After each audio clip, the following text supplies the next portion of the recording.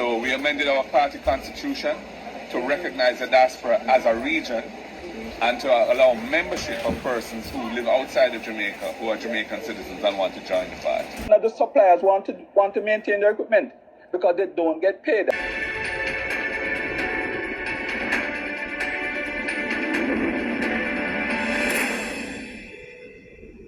Come down. Oh yeah, man. Hey, tell me, Chile. Yesterday and the day before, it was a bomb. Today, the real Canada, we know. Just the beginning, yeah. To make it through here. Yes. Well, we appreciate it very much.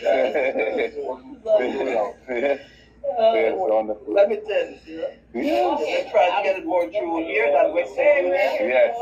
JN. So that's called the manager. Yeah.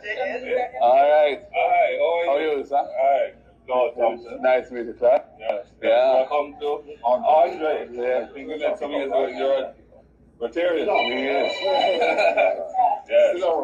Yeah, I was president in Palma. Okay. Yeah, so how is it going? It's going well, man. Yeah, it's very interesting. I saw this taking care of you. You know that we're here and we had a really good town hall. And Wednesday, yeah, man, it ram. Yeah, man. Yeah. Okay, why different kind of stuff. Oh, they did the sound for you. You're in your element. Yes. Yeah. Barbara. Mr. Golden. Mr. Leslie. Boy, Yeah. you hear about this man so much. Yeah. Good to be here, man. Yeah, man. Yeah. And you do a different thing.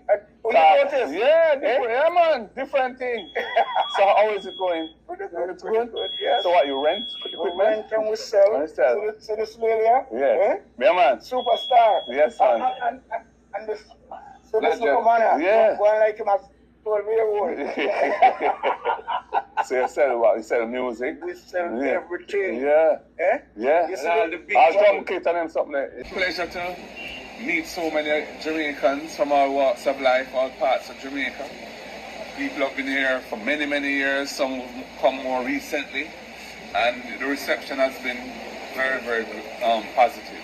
So we're happy, you know. To be honest, we had wanted to come from long time because part of our strategy since I became leader of the party has been to increase diaspora engagement. And we have a lot of supporters outside of Jamaica. So we wanted to reconnect with them and establish structures to make that support productive for the party. So we amended our party constitution to recognize the diaspora as a region and to allow membership of persons who live outside of Jamaica, who are Jamaican citizens and want to join the party.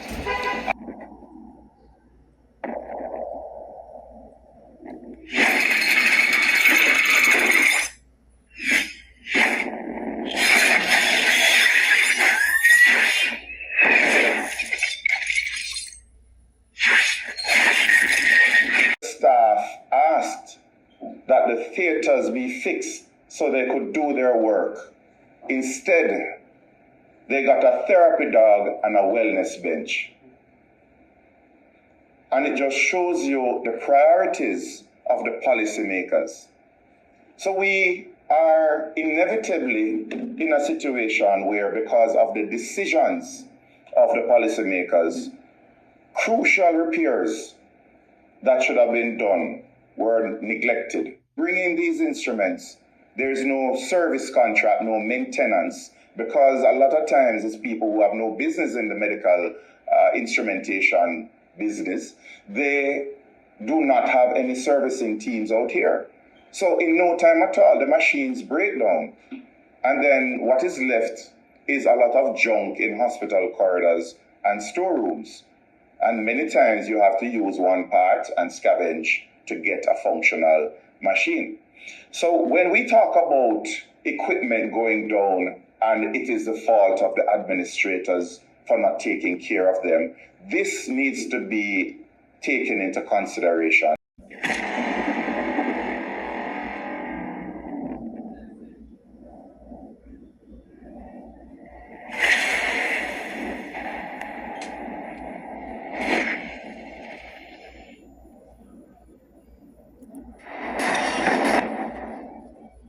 of the suppliers want to maintain their equipment because they don't get paid. And if they do get paid, they get paid very late. So the ministry is looked upon as a very bad creditor.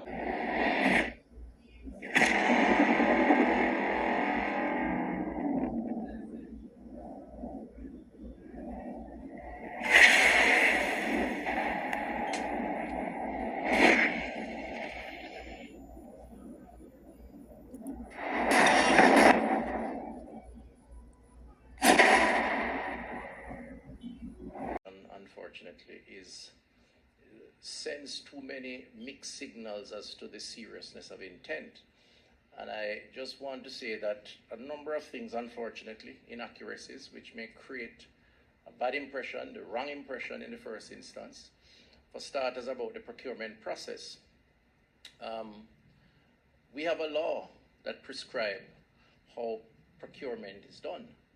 Now, I may have some issues with it, to be totally frank, because I do believe that oftentimes it is very lengthy, it's bureaucratic, and we do not achieve the results that we intend to insufficient time. And while there are provisions around emergency procurement, even that sometimes has its own hurdles that has to be crossed. So any debate around